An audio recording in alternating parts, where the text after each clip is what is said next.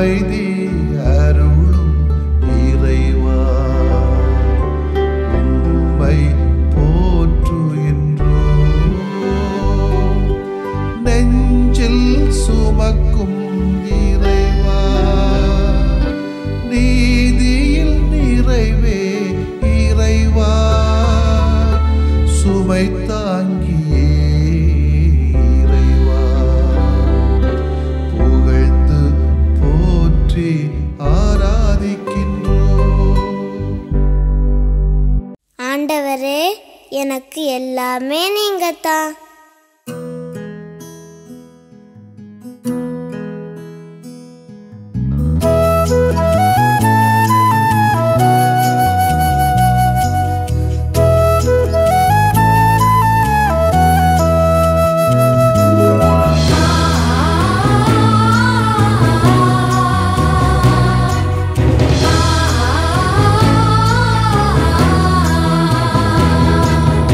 ஆண்டவரே,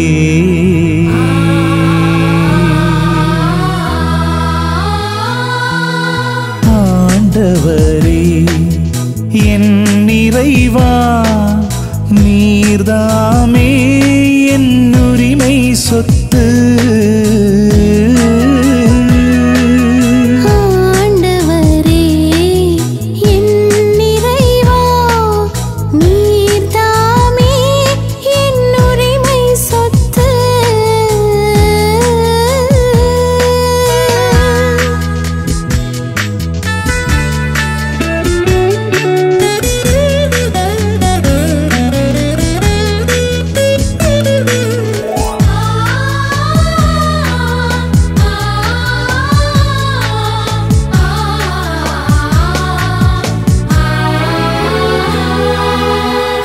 ஆண்டவரே, என்னை காத்தருளும், உம்மிடம் அடைக்கலம் நான் புகுந்தேன்.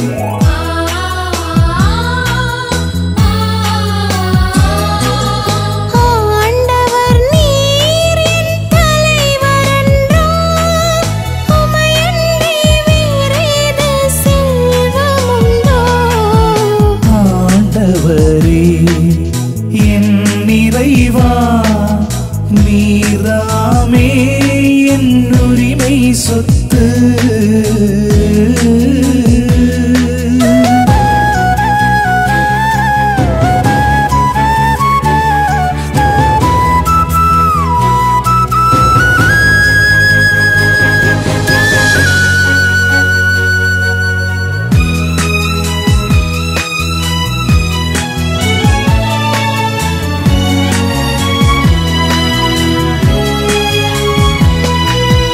ஆண்டவர் நீரே என் வாழ்வாகும், அனைத்துமே உமதருள் நினைவாகும்.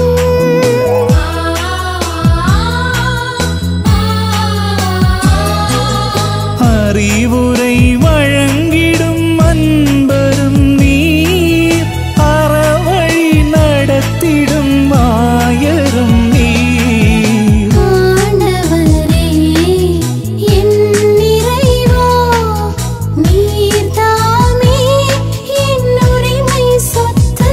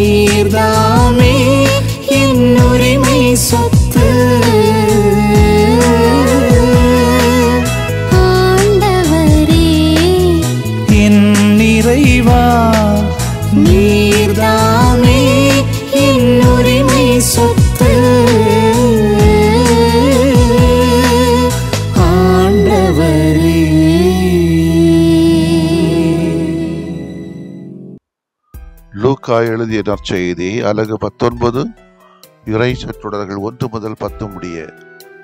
அக்காலத்தில் இயேசு எரிகோவுக்கு சென்று அந்நகர் வழியே போய்க் கொண்டிருந்தார். அங்கு சக்கேயு என்னும் பெயருடைய செல்வர் ஒருவர் இருந்தார். அவர் வரிதண்டுவோருக்கு தலைவர். இயேசு யார் என்று அவர் பார்க்க விரும்பினார். மக்கள் திரளாய் கூடியிருந்ததால் அவரை பார்க்க முடியவில்லை. ஏனெனில் சக்கேயு குட்டையாய் இருந்தார். அவர் முன்னே ஓடி போய் அவரை பார்ப்பதற்காக ஒரு காட்டி அத்து மரத்தில் ஏறிக்கொண்டார். இயேசு அவ்வழியே தான் வரவிருந்தார். இயேசு அந்த இடத்திற்கு வந்தவுடன் அண்ணாந்து பார்த்து அவரிடம், சக்கேயு, விரைவாய் இறங்கி வாரும், இன்று உமது வீட்டில் நான் தங்க வேண்டும் என்றார். அவர் விரைவாய் இறங்கி வந்து மகிழ்ச்சியோடு அவரை வரவேற்றார். இதை கண்ட யாவரும், பாவியிடம் தங்க போயிருக்கிறாரே இவர் என்று முணுமுணுத்தனர். சக்கேயு எழுந்து நின்று, ஆண்டவரே, என் உடைமைகளில் பாதி ஏழைகளுக்கு கொடுத்து விடுகிறேன். எவர் மீதாவது பொய் குற்றம் சுமத்தி எதையாவது கவர்ந்திருந்தால் நான் அதை 4 மடங்காக திருப்பி கொடுத்து விடுகிறேன் என்று அவரிடம் கூறினார். இயேசு அவரை நோக்கி, இன்று இந்த வீட்டிற்கு மீட்பு உண்டாயிற்று. ஏனெனில் இவரும் ஆபிரகாமின் மகனே. இழந்து போனதை தேடி மீட்கவே மானிட மகன் வந்திருக்கிறார் என்று சொன்னார். ஆண்டவரின் அருள்வாக்கு. இறைவா உமக்கு நன்றி. கிறிஸ்து இயேசுவில் பிரியமுள்ள சகோதர சகோதரிகளே, இந்த சக்கையை பற்றி உள்ள கதையை நாம் அதிகமாக கேட்டிருப்போம், வாசித்திருப்போம், மறை உரையிலே கேட்டிருப்போம், தியானங்களிலே கேட்டிருப்போம். குள்ள நரி சக்கையு என்றெல்லாம் நாம் பாடல் பாடியிருப்போம். உணர்த்துகின்ற உண்மைகள் என்ன என்றால், எனக்கு இன்றைக்கு வருவது, இன்னைக்கு நிறைய பேரு தாழ்வு மனத்தோடு வளர்வது போன்று இருக்கிறது. தாழ்ச்சி மனதை விட தாழ்வு மனத்தோடு வளர்கிறார்கள். அப்படின்னா தன்னையே அன்பு செய்யாமல், தனக்கு மேலே வெறுப்போட, பிறர் நம்மளை குறித்து என்ன நினைக்கிறார்கள் என்பதை மனதில் அதிகமாக சிந்தித்து யோசித்து அதை வாழ்வாக்கு விரும்புகின்ற பொழுது தாழ்ச்சி மனம் இல்லாமல் தாழ்வு மனம் அதிகரிக்கின்ற வேளையிலே ஏதாவது தவறான முடிவுகளை எடுத்து விடுகிறார்கள் என்பதுதான் நான் பார்க்கிறேன். அதற்கு மாறாக, என்னால் முடியும், என்னை முழுமையாக கடவுள்கிட்ட ஒப்படைச்சிட்டேன்னா கடவுள் எதையும் ஏன் மூலமாக செய்ய முடியும் என்று ஒரு சிறு சிறு முயற்சிகளை எடுத்து அதனை கடவுளுக்கு முழுமையாக காணிக்கையாக்கிட்டோம்னா, அதே வேளையில கடவுளை எப்படியாவது பார்த்துடணும், நல்லவனா வாழணும், திருந்தணும் என்ற ஒரு எண்ணம் இருந்தாலே நம்முடைய வாழ்க்கையிலே மீட்பு வந்துவிட்டது என்பதைத்தான் இன்றைய இறை வார்த்தை நமக்கு நம்பிக்கையாக சொல்லுகிறது. தாழ்வு மனப்பான்மை என்பது இன்றைய இளைய சமூகத்தினிடம் மட்டுமல்ல, குழந்தைகளிடத்திலேயும் இன்னைக்கு அதிகமாக இருக்குது. அது மட்டுமல்ல, கல்யாணம் ஆனவங்கிட்ட கூட இது இருக்குது. அதை விட எங்களை போல சாமியார்கிட்ட அதிகமாக இருக்குது நான் பார்க்கிறேன். அது மிகப்பெரிய பலவீனமாகத்தான் நாம் சொல்லலாம். அந்த மனநிலைதான் விளையாட்டு வீரர்கள், சினிமாவாக நடிகர்களை தங்கள் தலைவர்களாக ஏற்றுக்கொள்ளவும், இன்னைக்கு திரிகிறோம்ல, அவனுக்கு பின்னால, இவனுக்கு பின்னால, அவளுக்கு பின்னால, சில சமயங்களில் உயிரை கொடுக்கவும் தூண்டுகிறது. அப்படியே 41 பேர் கொன்னாங்களே. இந்த தாழ்வு மனப்பான்மை சில சமயங்களில் ஒரு விதமான போதையாகவும் மாறிவிடுகிறது. இந்த தாழ்வு மனப்பான்மையை அகற்றுவதற்கு நமக்கு 2 விதமான ஆற்றல்கள் தேவைப்படுகிறது. ஒன்று நமது முயற்சி, 2வது கடவுளின் சிறப்பான அருள். இந்த 2ஐயும் பெற்று முழுமையான மனிதனாக தனது பலவீனங்களை கடந்து மனிதனாக சக்கேயு உயிர் பெற்றெழுகிறார். சக்கேயுவிற்கு ஒரு விதமான தாழ்வு மனப்பான்மை, குட்டை, ஆளு குட்டை. அவனுடைய உயரம் அவனுக்குள்ளாக தாழ்வு மனப்பான்மை ஏற்படுத்துகிறது. சில பிள்ளைகளை பார்த்தா தெரியும், கொஞ்சம் கருப்பா இருந்தோடனே ஐயோ நம்மளை யாரும் மதிக்கலையோ, பார்க்க மாட்டாங்களோ, கருப்பதாய அழகு இன்னைக்கு. சில பேர் அதே டைப்பில் வெள்ளையா இருந்தாலும் கூட இதை விட வெள்ளையா இருந்திருக்கலாமே, அங்கேயும் தாழ்வு மனப்பான்மை வரத்தான் செய்யுது. இந்த குள்ளனாக இருக்கிறானே உயரம் குறைவு என்பதனால இந்த தாழ்வு மனப்பான்மை சக்கையிடத்தில் இருக்கிறது. அவனது வரி வசூலிக்கிற தொழில் காரணமாக சமுதாயத்திலிருந்து புறந்தள்ளப்பட்ட மனிதனாக காணப்படுகிறான். அதிலிருந்து விடுபட முயற்சி எடுக்கிறான். அந்த முயற்சி அவனுக்கு வெற்றியாக மாறுகிறது. தனது பலவீனத்திலிருந்து மீண்டு வருகிறான். கடவுளின் அருளையும் ஆசிரியரையும் நிறைவாக பெற்றுக் கொள்கிறான். சக்கேயு தனது பலவீனத்திலிருந்து எழ முடிந்தது என்று சொன்னால் அதற்கு முழுமையான காரணம் அவன் எடுத்த முயற்சியும் அவன் கடவுள் மேல் கொண்ட ஆற்றலின் மீது வைத்த நம்பிக்கையின் தான் காரணம். கடவுளால் எல்லாம் ஆக முடியும் என்று நம்பினான். அதை செய்து முடித்தான். நாமும் கடவுளின் அருள் வேண்டி வாழ வேண்டியிருக்கிறது. சக்கையின் வாழ்வு இயேசுவின் வருகையால் தலைகளாக புரட்டி போடப்பட்டது. இயேசுவை தன் வீட்டில் வரவேற்ற சக்கேயு வெறும் விருந்து மட்டும் கொடுக்கவில்லை, மாறாக தன்னையே கடவுளின் கைகளிலே ஒப்படைக்கிறார். தன்னுடைய உணர்வுகளை, உணர்ச்சிகளை, வாழ்க்கை முறைகளை அத்தனையும் ஒப்படைக்கிறார். தன்னுடைய வாழ்க்கையை திருப்பி பார்க்கிறார். தான் செய்த தவறுகளை ஏற்றுக்கொள்கிறார். வரிதண்டும் துறையில் பெரிய பொறுப்பு வகித்த சக்கேயு மக்களிடமிருந்து அநியாயமாக கொள்ளையடித்த பணத்தை திருப்பி கொடுத்துவிட முன் வருகிறார். இதுதான் மனம் திரும்புகின்ற ஒரு ஆளுக்களுடைய கேரக்டர்.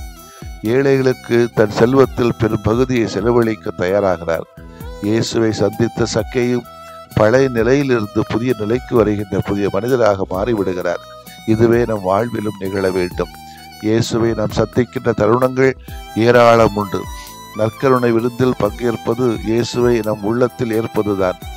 பிற மனிதத்தில் நாம் இயேசுவை காண்கிறோம். நமது உள்ளத்தில் அவருடைய உடனிருப்பை உணர்கின்றோம். இந்த அனுபவம் நம்மை மாற்ற வேண்டும். அப்போது இயேசு கொணர்கின்ற மீட்பிலிருந்து திறக்கின்ற மகிழ்ச்சி நமது உள்ளத்தையும் வாழ்வையும் நிரப்புவது உறுதி. ஆமேன். மன்றாடுவோமாக. இறைவா, எங்கள் மத்தியில் இருக்கக்கூடிய தாழ்வு மனத்தை அகற்றியருளும். முடிந்தவரை எங்களை நாங்கள் முழுமையாக ஏற்றுக்கொள்ளவும், உமக்கு எங்களை முழுமையாக அர்ப்பணித்துக் கொள்ளவும், உம்முடைய திருமகன் இயேசுவை எங்களுக்கு கொடையாக தந்தது போல நாங்கள் எங்களையே உமக்கும் இந்த சமூகத்திற்கும் கொடையாக கொடுப்பதற்கு தேவையான துணிச்சலை, மாற்றலை, அருளையும் எங்களுக்கு தாரும். ஆமேன்.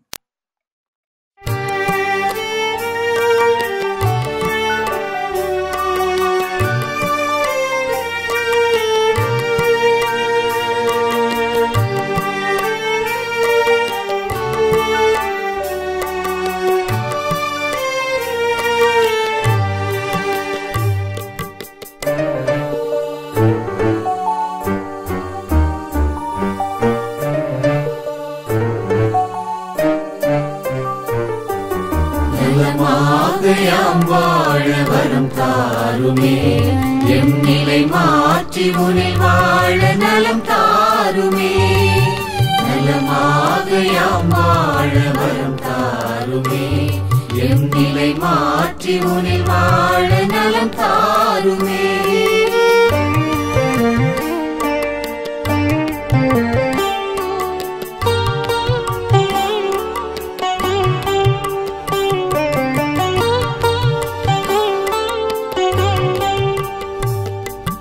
மகிழ்வில்லா மனமென்றால் மனநோயா, அதில் மகிழ்வாக நீ வந்து நலம் தாருமே. நலமாக யாம் வாழ வரம் தாருமே. பொய் கூறும் நாவென்றால் பேய் நோயா, அதில் மெய்யாக நீ வந்து நலம் தாருமே. நலமாக யாம் வாழ வரம் தாருமே, எம் நிலை மாற்றி உனில் வாழ நலம் தாருமே.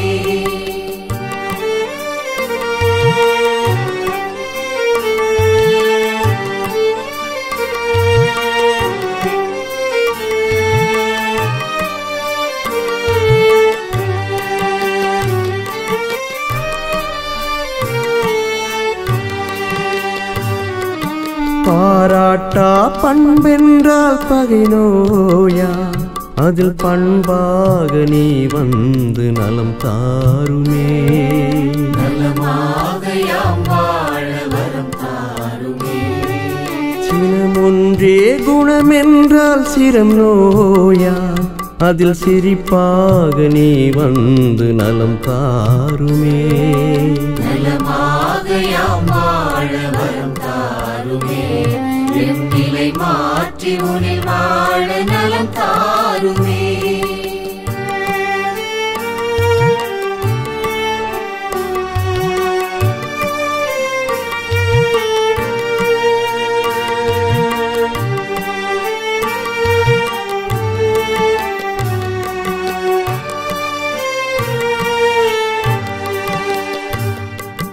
உழைக்காத உடல் என்றால் உயிர் நோயா, அதில் உழைப்பாக நீ வந்து நலம் தாருமே.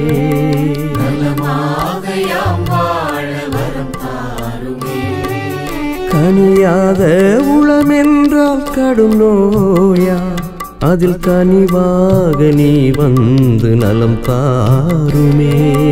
நலமாக யாம் வாழ வரம் தாருமே. எம் நிலை மாற்றி உனில் வாழ நலம் தாருமே.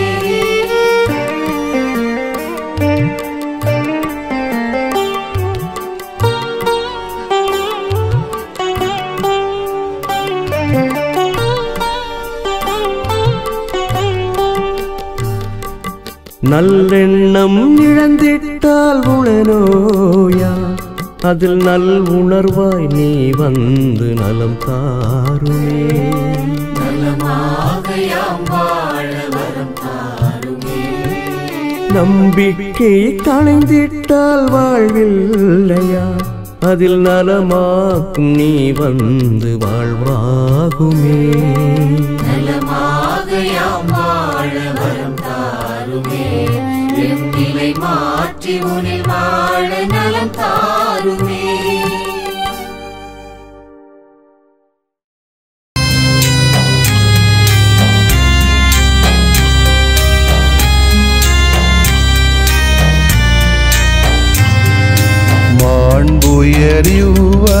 மாண்புயரிவருள்ளடையாளத்தை தாழ்ந்து பணிந்து ஆராதிப்போம். பழைய நியம முறைகள் அனைத்தும் இனி மறைந்து முடிவு பெறுக. புதிய நியம முறைகள் வருக. புலன்களாலே மனிதன் இதனை அறிய இயலா. குறைகள் நீக்க நம்பிக்கையின் உதவி பெறுக.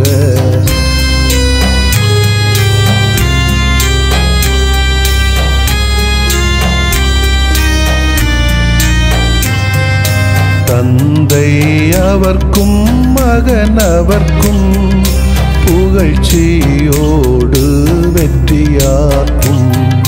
மீட்பின் பெருமை மாட்சிமையோடு வலிமை வாழ்த்து யாவுமாக. இருவரிடமாய் வருகின்றவராம் தூய ஆவியானவர்க்கும் அளவில்லாத சமப்புகழ்ச்சி என்றுமே உண்டாகுக. ஆமென். வானென்று அவர்களுக்கு அப்பமளித்தீரே, இனிமையெல்லாம் தன்னகத்தில் கொண்ட அப்பம் இதுவே. மன்றாடுவோமாக. இறைவா, இந்த வியப்புக்குரிய அருளடையாளத்திலே உம்முடைய பாடுகளின் நினைவு எங்களுக்கு விட்டு சென்றீ. உம் திருவுடல் திருரத்தமாகியவற்றின் தூய மறைபொருளை வணங்கும் நாங்கள் உமது மீட்பின் பயனை இடைவிடாமல் துய்த்து உணர்ந்து மகிழ அருள்வீராக. தந்தையாகி இறைவனோடும் தூய ஆவியாரின் ஒன்றிப்பில் இறைவனா என்றென்றும் வாழ்ந்து ஆட்சி செய்கின்ற உம்மை மன்றாடுகிறோ.